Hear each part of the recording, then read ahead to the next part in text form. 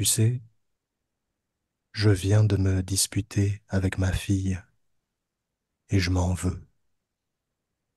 Dans le feu de l'émotion, les mots ont dépassé ma pensée. Et maintenant, le silence pèse dans la pièce. Je la revois, elle, avec ses grands yeux emplis de larmes, et moi, coupable. C'est dans ces moments de tension que je réalise l'importance de la patience et de la compréhension. Ce soir, je vais essayer de me rattraper en lui faisant un petit câlin, en lui disant des mots doux, et puis en m'excusant de cette querelle stupide. Parfois, j'imagine l'avenir. Aujourd'hui, elle a 8 ans, mais le temps passe si vite. Bientôt, elle en aura 16. Elle sera une adolescente, et ce type de disputes peuvent mener à vouloir couper les ponts avec moi. Ça me rappelle quelques souvenirs, quelques scènes quand j'étais enfant à la maison. Certes, je me disputais avec mes parents parfois, je me souviens, mais c'était aussi mes parents qui se disputaient assez souvent. Et quand ils se disputaient, je ne savais pas vraiment où aller à la maison. Souvent, j'allais dans la chambre, mais j'entendais toujours les conflits, les mots forts. Je pense que ça laisse des traces, ces disputes, dans la vie, dans toute la vie même. J'imagine que on s'en rappelle toujours, mais je ne veux pas t'inquiéter. Peut-être que ta fille se rappellera de cette dispute, mais ce n'est pas une habitude non plus. C'est juste une fois, n'est-ce pas? Oui, ce n'est pas quelque chose de fréquent. En revanche, avec ma femme, on se dispute assez souvent, souvent pour rien, laissant les petits malentendus s'accumuler. Chaque mot devient alors une possibilité de conflit. Pourtant, il reste de l'amour entre nous. Et cet amour nous rappelle pourquoi on a choisi de vivre ensemble et de fonder une famille. Mais certaines disputes pourraient mener à la séparation. Donc, je crois qu'il faut faire attention aux mots qu'on utilise dans un couple. Les mots peuvent être destructeurs. En amitié aussi. Les disputes, ça existe, mais c'est assez différent, tu ne trouves pas? Je suis d'accord avec toi, c'est assez différent. Dans un couple, comme tu dis, on se dispute souvent pour rien.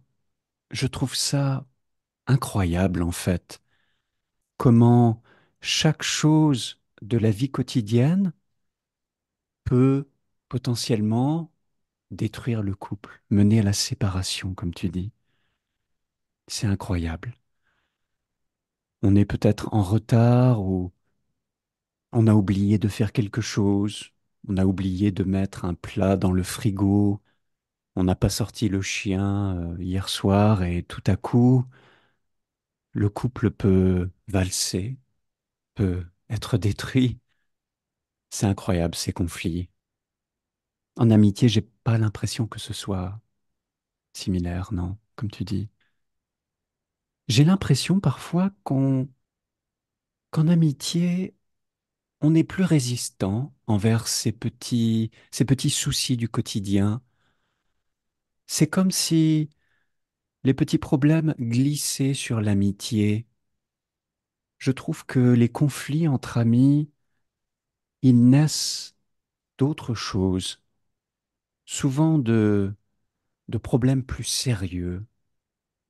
Par exemple, quand on a menti à un ami cher, quand on a oublié de lui donner quelque chose ou d'être là pour lui à un moment important. Tu ne trouves pas? Oui, c'est vrai.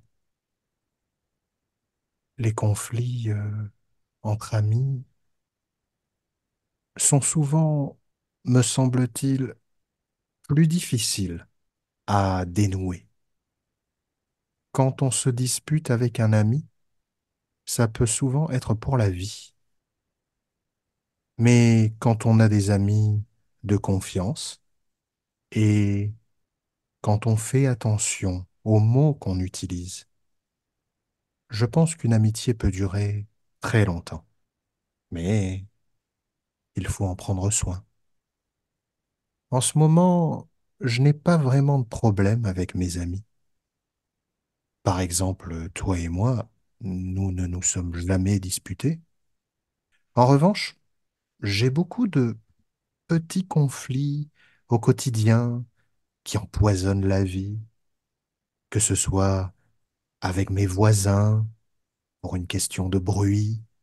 Certains font du karaoké jusqu'à 1 heure ou 2 heures du matin. Parfois, au travail. Les conflits professionnels, bien qu'ils puissent sembler bénins, peuvent perturber sérieusement. Souvent, ils naissent de malentendus ou de différences d'opinion sur la gestion d'un projet, la répartition des tâches, les attentes. Et ces désaccords peuvent entraîner une atmosphère tendue qui peut profondément affecter moralement. Et ça nous poursuit quand on rentre à la maison. Il est crucial, je crois, de les aborder avec tact et professionnalisme. Une communication ouverte, des réunions de médiation peuvent être des solutions qui apaisent l'environnement professionnel. Ça me parle quand tu dis que les conflits peuvent nous poursuivre jusqu'à la maison. Et dans mon cas, c'est en particulier des conflits de la vie quotidienne aussi, des petits conflits avec des personnes qui ne sont pas toujours très proches de moi, des personnes de l'espace public, mais avec lesquelles j'ai un conflit assez fort parfois, et je n'arrête pas d'y penser ensuite, le reste de la journée.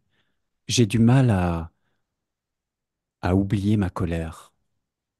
La dernière fois que j'ai eu un conflit avec quelqu'un, c'était avec un gardien, pas loin de mon immeuble.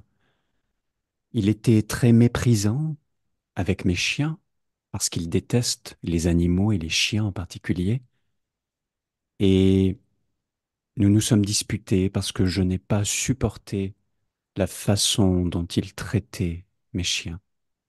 Et après, j'y ai repensé pendant plusieurs heures. Incroyable à quel point un conflit peut peser dans notre esprit, peut rester, peut s'installer pendant un certain temps. Comment il nous empoisonne la vie, comme tu dis. Et c'était la même chose au travail. Je me souviens, quand j'étais serveur à Paris il y a très longtemps, de managers avec lesquels j'ai eu de grandes disputes dans des périodes de rush le soir quand il y avait beaucoup de clients. Et après, quand je revenais au travail chaque jour, il y avait cet environnement toxique.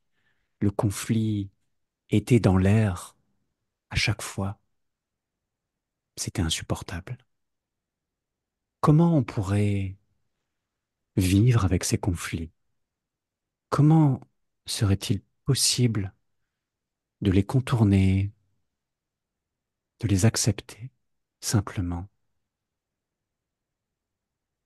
Je pense que pour vivre avec, il faut apprendre à reconnaître et à gérer nos réactions émotionnelles.